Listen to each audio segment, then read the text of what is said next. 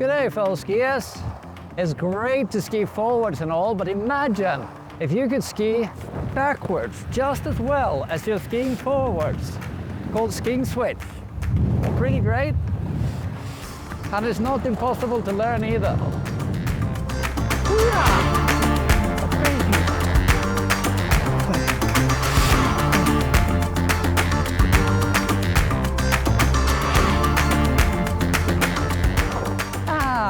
Nice. Step 1 is to learn to ski switch while standing still. That sounds a little silly, but I'll show you. When you ski forward, everything is pointing forwards. The hip is forward, the shoulders forward, head's forward. But when skiing backwards, you have to press the outside ski back so that the hip opens and twists, so that you can actually twist your head far enough that you can see most of where you're going. You still have quite a big, dangerous blind spot behind you.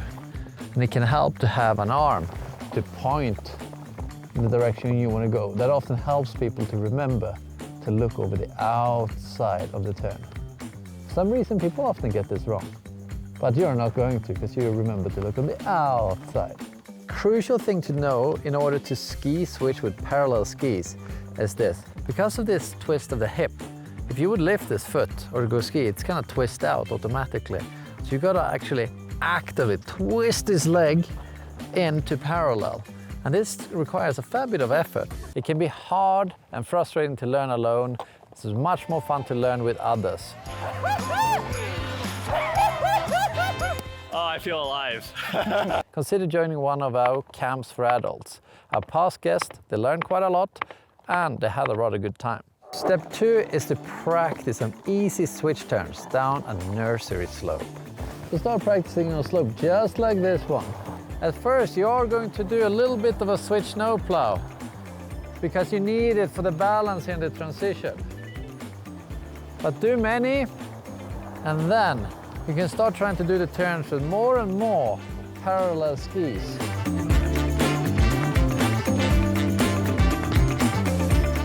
One key step is that you need to have patience in the transition, because here the balance is hard and it takes a little while before the turns really start turning.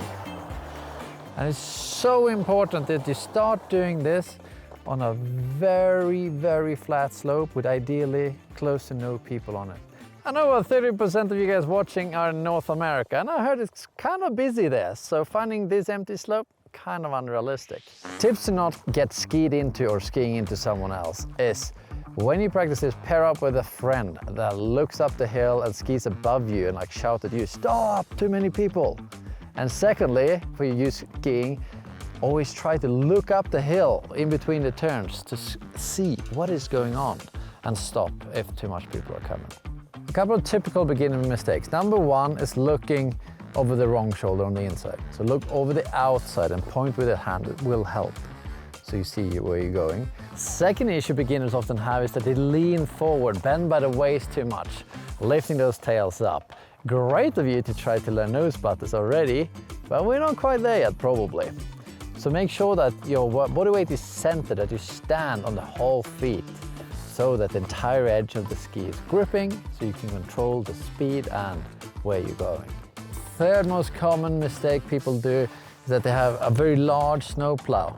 That's gonna make you be on the inside edges of both skis, making one of the skis kind of catch an edge, making it impossible to turn. So remember to twist this foot in so the snowplough isn't that large. It's fine to have a little snowplough as long as you're on the same edges, the upper edges. Maybe you notice there's people here now, so slowly find a steeper slope. To practice it, try to keep your feet parallel.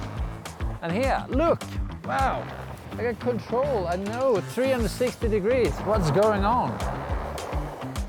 How to switch J-turn carve. When doing this, take one step up, hold these up with the poles, feel the edges, and let go and enjoy. One long carve. I'm a little scared, so look up.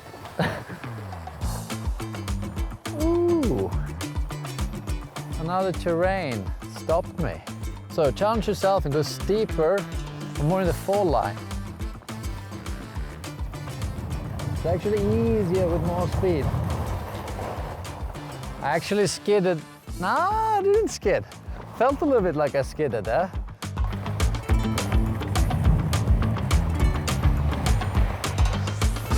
Ooh, I almost fell over there. I just, it's pretty hard to get higher edge angles. So since you have really low edge angles, like the radius becomes large. Once you've done several of these and you're leaving hella clean tracks like mine here, you're ready to try to link them together on a super flat slope. How to carve switch on skis. To be able to carve a switch quickly, you need to do this with extremely flat, much flatter than what I'm skiing today. So you can let the skis run and you make really shallow turns. Look over each shoulder and have that change in between. This is going to make it easier to create high edge angles. But as you get better, you'll need to learn to do it looking over the same shoulder so you can approach jumps.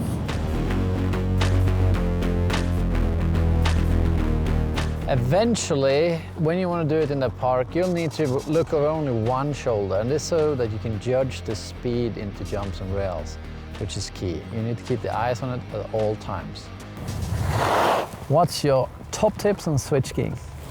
When I'm making long turns and switching shoulders still, I like to stand really tall, so I can have everything matching without any sort of bending in the back.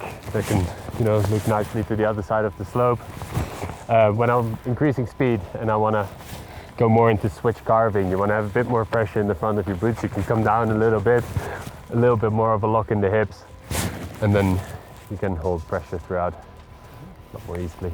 Yeah, I always tell camp guests to stand as tall as possible when learning how to ski switch, just so there's no fold in the hips. That's the most common thing because it's a bit scary. As soon as you fold in the hips, your hips kind of lock into place. If you're standing nice and tall, you can slide open. It becomes nice and easy to move around. Then later on, when you start to go faster, you can actually fold them a bit more into place, especially for carving. Hello.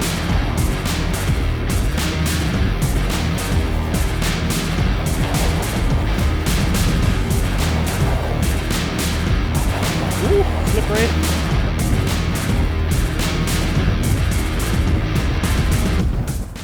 It's kind of fun. In my youth, as a freestyle skier, I could only look over my right shoulder.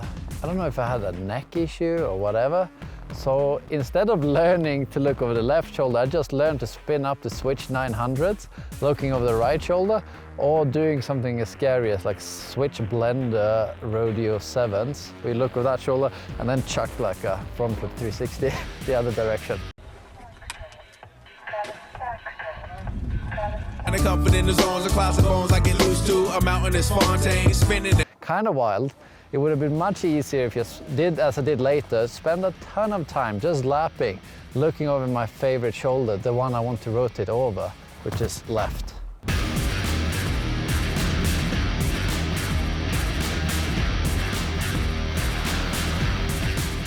And imagine when you've learned to switch carve so well, you could just like bounce into it, carve about, change it up a little bit.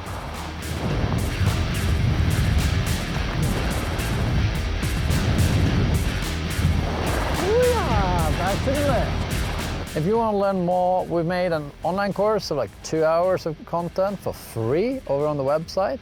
But you can also join a Stomp camp or check out that video. See you in the next one.